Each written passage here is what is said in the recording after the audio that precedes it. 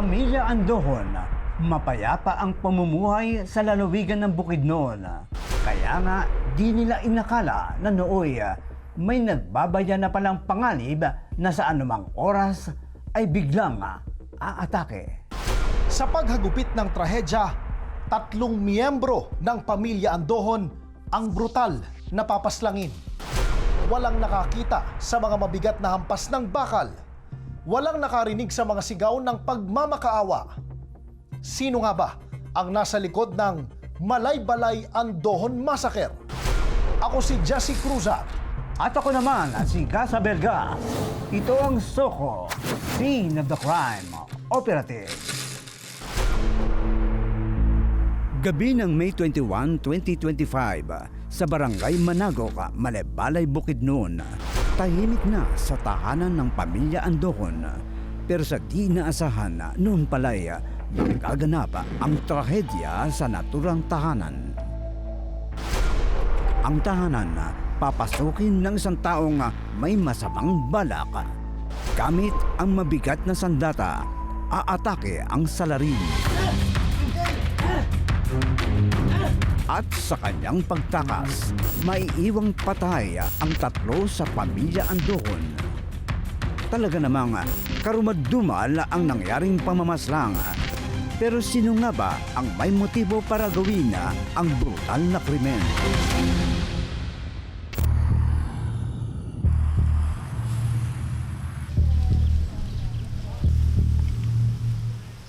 Sa bahay na ito naninirahan ang mag-anak ni Mang Giovanni Andohon at asawa nitong si Evangeline. Kyler, tawagin mo na yung tatay mo at mga kapatid mo. Tay! Kain na tayo. Colin! Joey, kain na daw! Wow! Natin. Kasama nila sa tahanan ang mga anak na sina John Kyler, 22 taong gulang, Geoff Ivan, 14 na taong gulang, Mary Colleen, 10 taong gulang, at ang bunsong si May Joey, na 8 taong gulang. Ayon kay Mabeni Garcia o Aling Bing, ang kuya niyang si Giovanni, mataas ang pangarap para sa kanilang pamilya. Si Manong Koykoy Giovanni, Manong Koykoy, yun yung palayaw niya. Isa siyang napakasipag na ama, disiplinaryan sa kanyang mga anak. Gustong-gusto niya na mataas yung kuha nila sa klase. Sabi nga niya, gagawin ko ang lahat, yumaman lang ako or yumaman kami. Mga anak, kamusta naman ang pag-aaral nyo? Okay naman, Tay. Ako nga pala, magpapatahi ako ng uniform sa OJT ko. Sige na, kung kailangan magpatahi tayo. Higit sa lahat, nais raw ni Mang Giovanni na maging matagumpay sa pag-aaral ang kanilang mga anak. Nooy tinutukan raw ng mag-asawa ang panganay na si John Kyler. Nasa kolehiyo na si Kyler at malapit na magtapos ng kursong criminology. Ito na nga pala yung perang hinihingi mo. Pambayad sa uniforme sa OJT. Thank you po, Tay. Paano po, alis na po ako.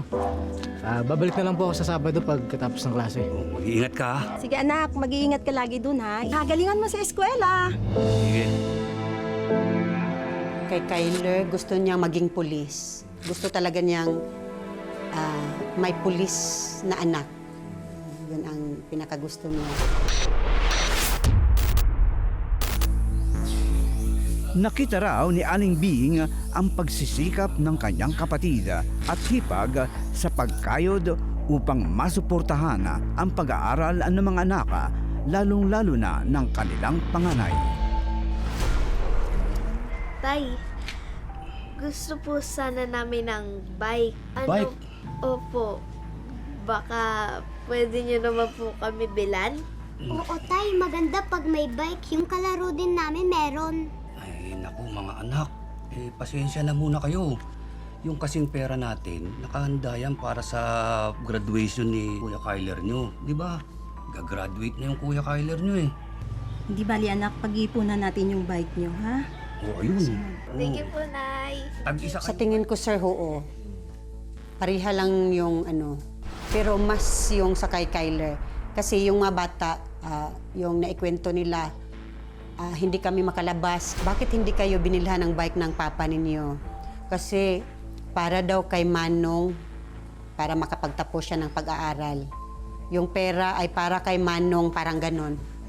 Posibleng sa financial aspect, binuhos nila kay Kyler compare sa tatlong nakababatang kapatid. Yung listahan ha, baka Tila nakalimutan mo na nagbunga naman ang paghihirap ng mag-asawa dahil matapos ang 4 na taong pagpapaaral noong May 2025 ay nakatakda na umanong makatapos sa kolehiyo si Kyler. Wala raw pagsidlan ng kasiyahan ang mag-asawa dahil sa nalalapit na graduation ng mahal na anak. Pagpunta ka sa Makalawa, graduation ng pamangkin mo. Talaga, salamat naman nakaraos na sa pag-aaral. Oh, paano Bing? Bibili pa kami ng baboy sa palengke. Sige, ingat Ha? kayo kuya. Sige ha, basta Teka na. magpunta ka. Oo, Tara ate. na. Oy, ingat ka ha. Halos lahat dito alam na gagraduate ang kaniyang anak. Halos lahat na imbitado. Nakaprepare na yung baboy. May mga bigas na dyan. Ilang sako yun. Tapos ready na para sa graduation. Pasalamat po. Kasi daw may anak na pulis na siya. Talagang napaka-proud po.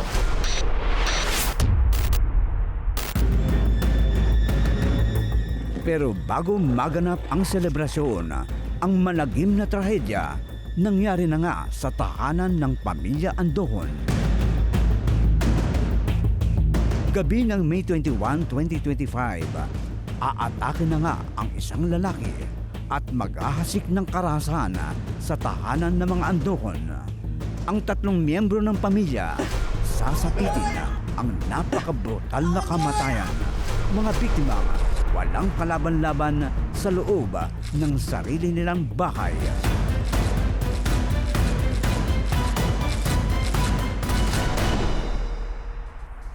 Masayang selebrasyon ang itinakda ng pamilya Andohon sa napipintong graduation ng panganay na si Kyler.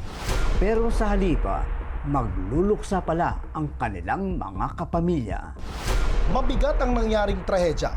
Sa investigasyon ng Malaybalay Police, matutuklasan ng mag-asawang Giovanni at Evangeline Andohon kasama ang pangalawang anak na si Geoff Ivan ay naging biktima sa isang karumal-dumal na krimen. Pagsikat ng araw noong May 22, 2025, mula sa labas ng bahay, tila maayos ang lahat sa tahanan ng pamilya Andohon. Na mga sandaling iyon, wala pang nakakabatid sa malagim na krimeng nangyari sa loob ng naturang tahanan. Pero dakong alas 6 ng umaga, 2 bata ang humangos palabas ng bahay. Takot na takot, abot langit ang sigaw sa paghingi ng tulong. Ang 2 bata tumakbo patungo sa bahay ng kanilang tiyuhin. Ano nangyari? Ba't natakot kayo? Ha? Anong meron? Iyo. Sila nanay at tatay. Anong nangyari? Marami po sila dugo. Ha? Nasaan sila? Nasaan sila? Sa bahay po! Pati si Kuya Duguan! Sa puntong ito, humingi sila ng tulong sa opisyal ng barangay at agad nagtungo sa tahanan ng mga Andohon. Sa pagpasok ng grupo ni Kagawad Jerry Billones sa naturang tahanan, Yung anak, nakaganon. Tapos yung lalaki. natuklasan na nga nila ang mabigat na krimen. Sa loob ng kwarto, tumambad sa kanila ang 2 biktima. Pumasok ako sa bahay, na-confirm ko na mayroong bangkay. 2, yung si Kokoy at saka yung anak niya. Tapos hinahanap namin si Linlen, wala, yung asawa niya. Lumabas ako, immediately tumawag ako sa 911, Malaybalay. Then tumawag ako sa PNP. Ang investigasyon ng Malaybalay Police idinukumento ni Jesse Cruza. Nang matuklasan ang brutal na krimeng nangyari sa tahanan ng pamilya Andohon, mabilis na rumisponde sa crime scene ang grupo ni Police Master Sergeant Michael Lauron. Sa puntong ito, formal nang inimbestigahan ang kaso. Sa loob ng silid, medyo magulo. So marami kasing nakahanger na mga damit doon. Pagkatapos kong makita yung mga kaguluhan na yun, nakita ko na yung unang-una yung tumambad sa akin, yung isang katawan ng lalaki. Dito na isa-isang kinilala ang mga biktima sa krimen. Sa kama, nakitang nakalugmok ang bangkay ng padre de pamilyang si Giovanni Andojon, 50 taong gulang. Katabi nito, nakita naman ang bangkay ni Joff Ivan, 14 na taong gulang, pangalawang anak ng mga Andojon. Samantala, sa ulunang bahagi ng kama, nakita ang bangkay ni Evangeline Andojon, 48 taong gulang. Kalunos-lunos ang sinapit ng mga biktima.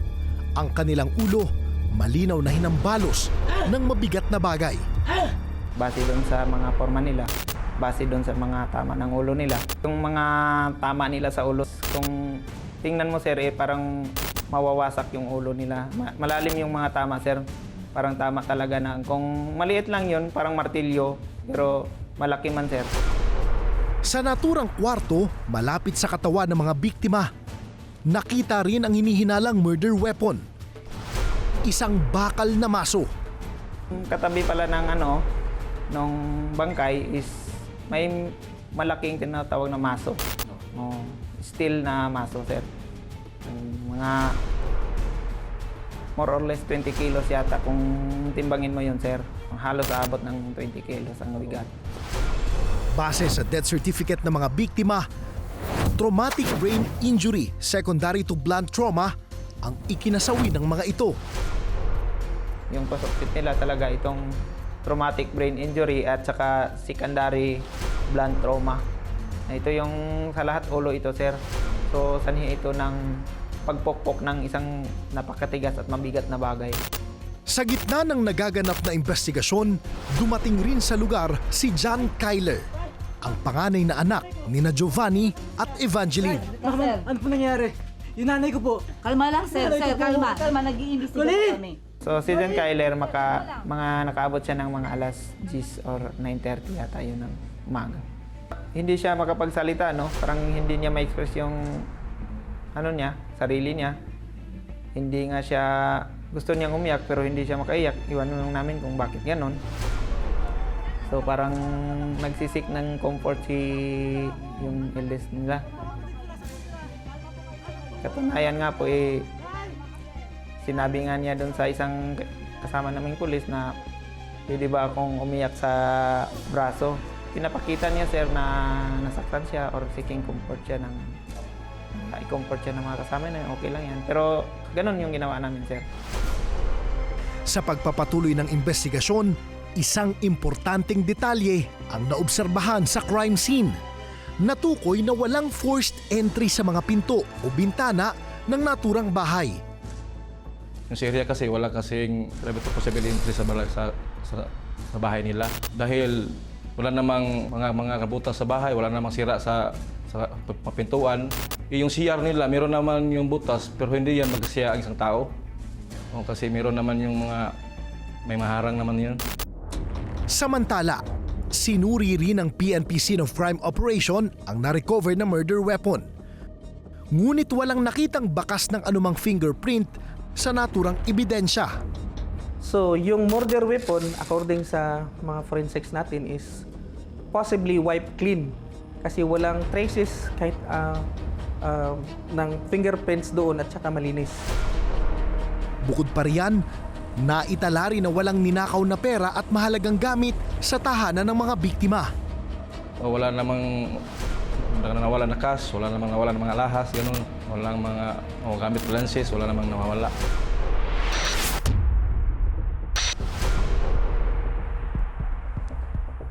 Base pa rin sa pagsisiyasat, ang masong ginamit na murder weapon ay pag-aari ng pamilya Andojon na kasangkapan sa kanilang landscaping business. Ang nakapagtataka pa riyan, nakatabi raw ito sa lugar na hindi basta-basta matatagpuan ng mga taong hindi pamilyar sa tahanan ng pamilya Andojon. Para sa mga tagapagsiyasat, mahalaga ang sirkumstansyang ito upang matukoy ang sospek. Dagdag pa riyan, walang forced entry sa anumang pinto ng tahanan. Ibig sabihin, posibleng inside job ang nangyaring krimen. Nakapagtataka rin na walang ninakaw na pera o anumang mahalagang gamit sa crime scene. Sa mga sirkumstansyang ito, ano ang motibo sa krimen at sino ang posibleng salarin sa brutal na pamamaslang?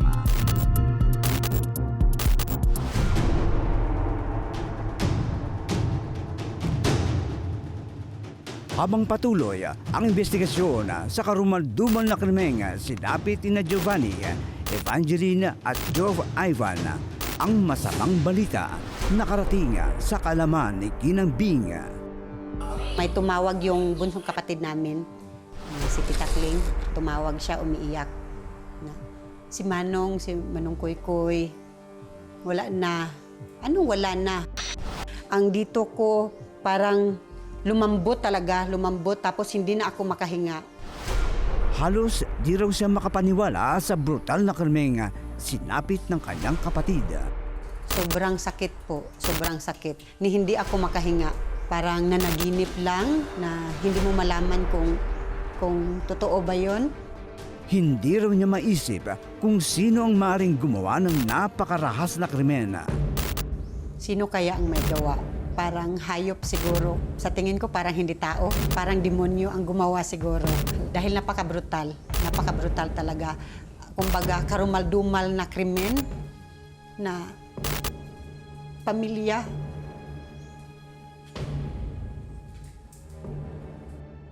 Tapos, pati pa yung anak nila.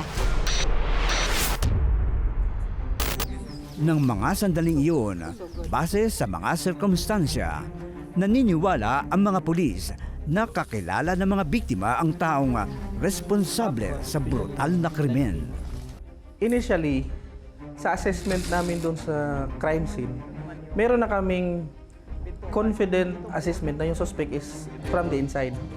Given na yung murder weapon, yung ginamit, yung tubo, maso, was a implement ng kanilang gardening na business. Ang tinatago yon ng kanyang ama sa ilalim ng kanilang sofa at saka ilalim ng or doon sa lavatory nila. Kung hindi ka from the inside, hindi ka familiar na andun yung nilalagay kasi tools or implement yon ng kanyang father sa gardening business nila.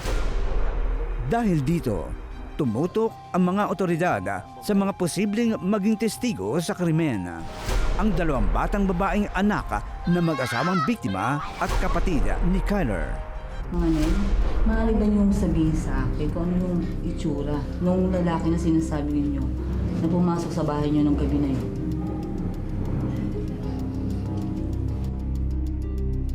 Bilog po yung mukha. Dinala na talaga namin yung mga survivor, yung 2 bata, doon sa SOCO with assistance naman sa WCPD at DSWD natin sa Malaybalay. Nag-request kami sa SOCO ng computerized facial composite. Yun yung makabago ngayon na yung mga iba't ibang parte ng mukha is kinoconsolidate. Base sa deskripsyon ng mga bata, isang lalaking may bilugang mukha at pangong ilong ang lumabas sa isinagawang computerized facial composite ng suspect. Sa kabila nito, marahil dahil sa kinimkim na trauma dulot ng masakit na pangyayari, hindi pinangalanan ng mga bata ang taong gumawa ng krimen. Nga yung lumabas, yung mukha ng isang suspect is parang bilog. Bilog yung mukha, medyo pang yung ilong. Yun yung mukha lang ang ma-describe nila. Yung katawan, hindi po masyadong maklaro nila. Yung mga mata din, parang hindi ko yung describe ng mata, pero parang Pilipino talaga, hindi man Chinese. Ang nakakagulat, tumugma sa itsura ng panganay na si John Kyler, ang computerized facial composite. Sa description ng mga bata, kasi sila yung kinuna namin ng statement sa paggawa namin ng cartographic sketch. May semblance doon sa kapatid nila yung picture. Kuha kasi yung ilong talaga, sir. At saka yung buhok. Yun yung pinakalid ko talaga. Dahil dito, Natuon ang investigasyon sa anak ng mga biktima na si John Kyler Andohon. Pero ano ang motibo ni Kyler upang paslangin ang kanyang mga magulang at nakababatang kapatid? Sa isinagawang background investigation ng Malaybalay City Police, napag-alamang matagal na palang hindi pumapasok sa eskwela si Kyler. From time to time, tinutukan namin yun siya. Sinusundan namin yung ano niya. Sinabi niya na nandun sa school, nag-aaral siya. Tapos pumunta namin sa school, hindi na pala siya nag-aaral. O maraming siyang salita na wala sa katotohanan. Yung pera niyang ginagastos niya, ginagamit niya sa bisyo niya, mga bagay na other than pag-school, pag-attendance school. Dahil dito, tumibay ang hinala ng mga otoridad na may kinalaman si John Kyler sa brutal na krimeng sinapit ng kanyang mga magulang at kapatid. Kaya naman, lalo pang nagpursige ang mga otoridad na makuha ang loob ng 2 batang testigo. Yung mga statements nila is putol or kulang. Tsaka hindi sila nagdi-discuss more on sa crime scene, but more on lang yung tulog sila at gumising, bigla lang nilang napansin. So, nung nakuha namin yung loob nila, dahil yung closest na teacher at saka relative nila, ginawa naming kasangkapan para kausapin sila ng masinsinan. Sa huli, ang 2 bata, kusang loob na nagbigay ng salaysay sa krimeng kanilang nasaksihan. Base sa sinumpang salaysay ng 10 gulang na testigo, dakong alas 11:30 ng gabi noong May 21, 2025 na magising raw siya sa sigaw ng amang si Giovanni at inang si Evangeline.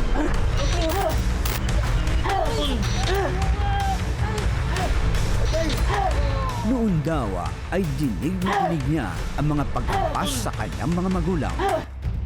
Unang pinalo daw po yung father niya. Tinamaan naman yung mukha, yung parang sa bibig kasi tanggal yung ngipin. Tapos yung mother nila. So, ito namang 15 years old, siguro yun nga yung sinasabi niya yung sa lamay pa lang is lumaban. So pag nang lumaban na itong 15 years old, sinama na rin niya. Siguro hindi niya dapat ito isama. Kung siguro andun lang ito sa lauting. Base pa sa salaysay, natabunan raw sila ng isang blackboard na nagsilbi nilang kublihan.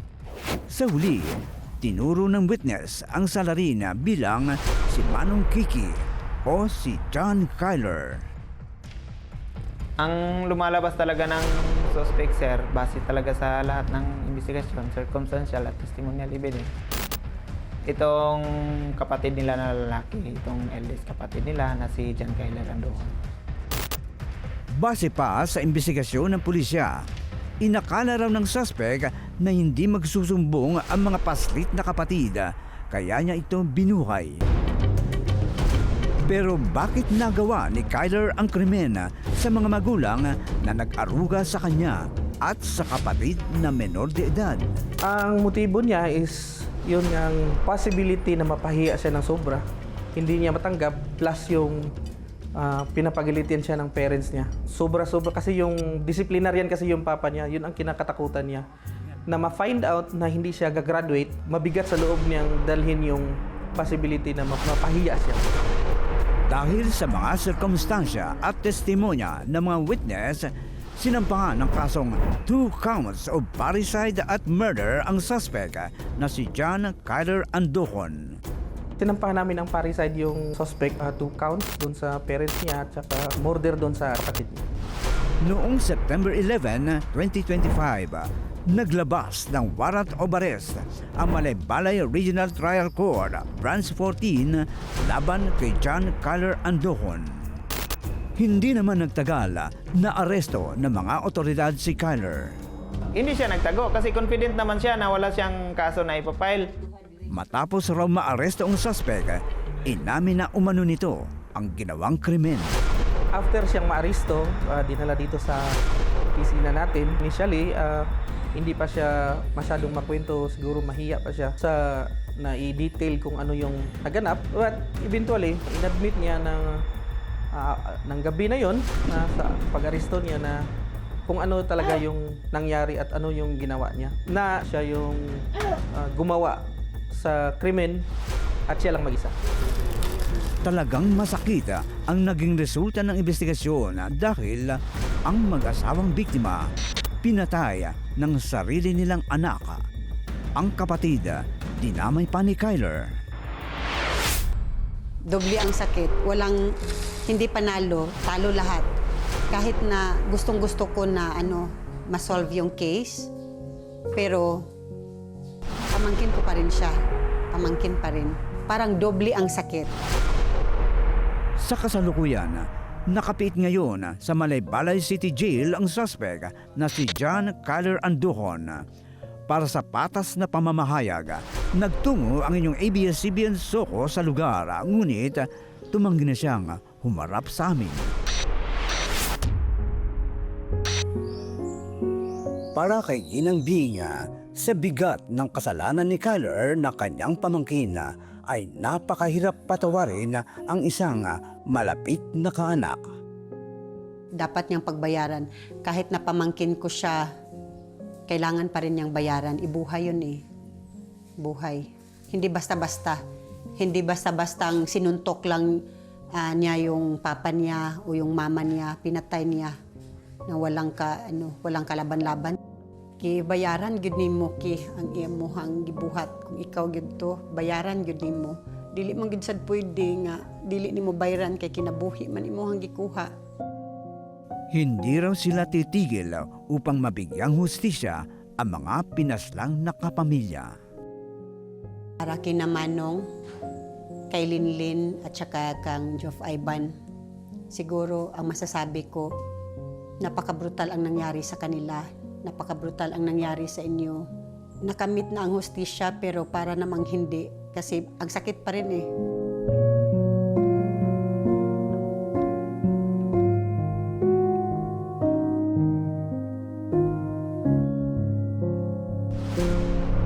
Napakasakit ng trahedyang nangyari sa pamilya Andujon. Ang anak na inaruga, pinalaki at pilit na itinaguyod upang makatapos sana ng pag-aaral ay ang siya pang naging suspect sa malagim na krimeng ikinasawi ng kanyang mga magulang at kapatid. Mas mabigat pa ang sugat na iniwan sa mga batang naulila. Mga musmos na hindi lamang nawala ng magulang, kundi ngayoy haharap sa katotohanang sariling kapatid ang nasangkot sa karumal-dumal na pamamaslang. Sa pag-amin ni Kyler sa krimen, naway mabilis na umusad ang paglilitis at makamita ang ganap na hustisya para sa mga biktima at para sa pagbangon ng mga naulila. Ako si Jesse Cruzat. At ako naman si Gasa Belgas. Magandang araw sa inyong lahat.